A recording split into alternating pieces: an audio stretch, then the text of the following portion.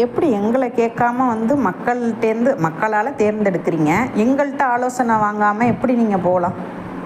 மேலிடத்தில் கேட்குற அங்கேருந்து உத்தரவு வந்தோன்னே நீங்கள் டக்குன்னு தூக்கிட்டு போனீங்கன்னா நாங்கள் ஓட்டு போட்ட எங்களுக்கு என்ன அர்த்தம் இருக்குது? இதை யார் கேட்குறது உங்களை? இதுக்கான சட்டமே இல்லையா? நான் ஒன்றுக்கு ஓட்டு போட்டிருக்கேன், அது தோத்துட்டுன்னு வச்சுக்குவோம்.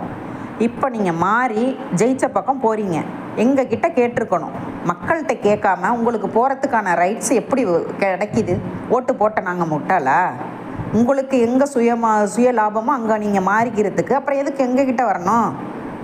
மேலிடத்தில் ஆலோசித்தா அது இதுன்னு சொல்கிறீங்களே, எங்ககிட்ட மக்களாக எங்கள்கிட்ட ஆலோசிக்கணும். நாங்கள் போகிறோம் சம்மதமானு நீங்கள் எங்கள்கிட்ட கேட்குறீங்களா?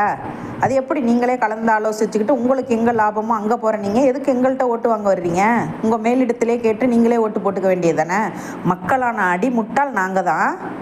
உங்களுக்கு வேணும்னா ஒரு கூட்டணிக்கு போவீங்க, வேணான்னா நைட்டோட நைட்டாக பிச்சுக்கிட்டு போவீங்க. யாரை கேட்டு இந்த அதிகாரம்லாம் பண்ணுறீங்க?